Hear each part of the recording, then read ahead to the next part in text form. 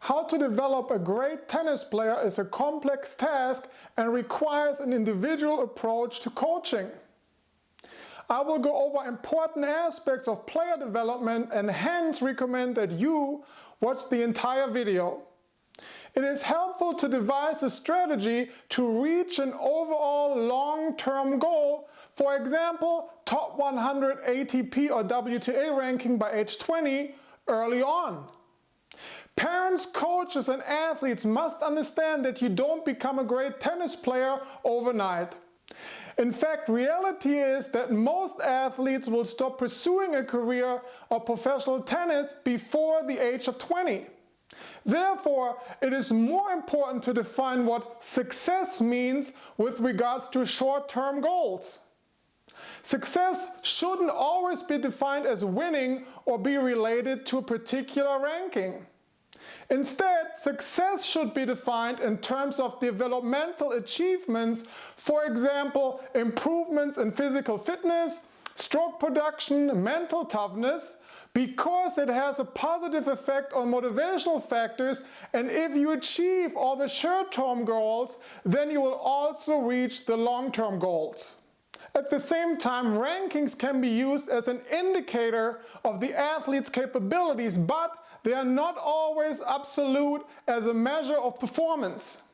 For example, if you can only travel to a limited number of tournaments to earn points due to time or monetary constraints, the ranking will not be representative of your true ability. Therefore, you should not focus exclusively on ranking. Instead, the athlete's development with respect to stroke production, physical fitness, mental toughness, and improvement in regular competitions should be emphasized. When you want to develop a complete athlete, you need to continuously address the 4 pillars of success: support team, stroke production capabilities, strength and conditioning, and mental toughness. The support team consists of the parents, the various coaches and sponsors if applicable. They provide time, money, effort and equipment, which are all prerequisites for successful player development.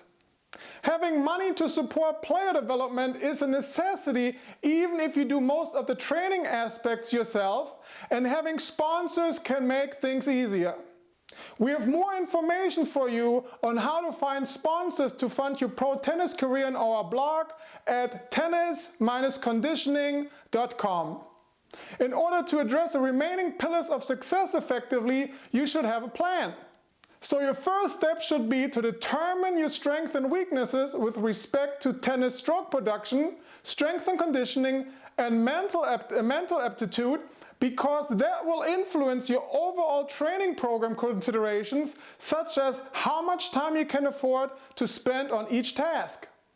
Therefore, it is a wise decision to spend the time and energy on a thorough tennis analysis to avoid wasting time during training.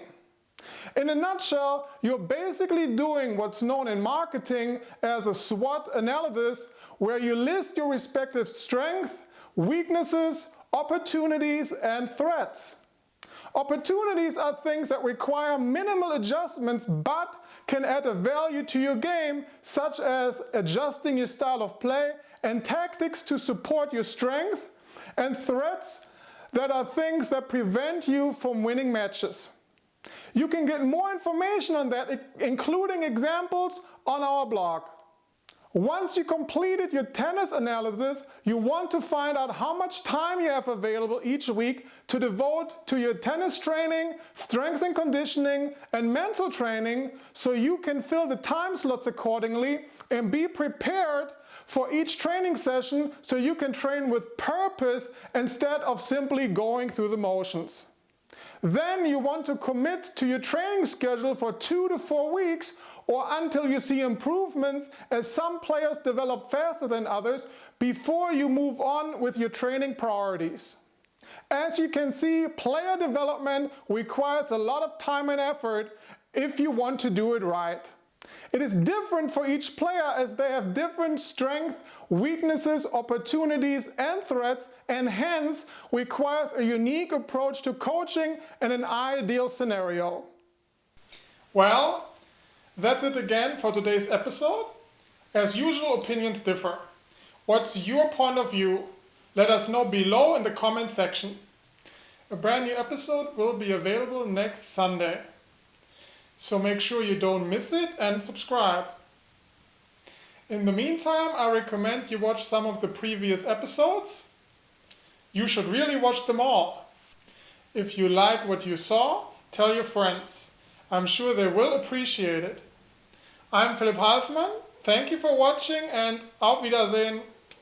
Tennis Conditioning TV episodes are licensed under Creative Commons. You are welcome to link or embed these videos, forward them to others, and share these ideas with people you know. Brought to you by Advanced Concepts of Strength and Conditioning for Tennis. Available at tennisconditioningbook.com. Music by Dan O at danosongs.com.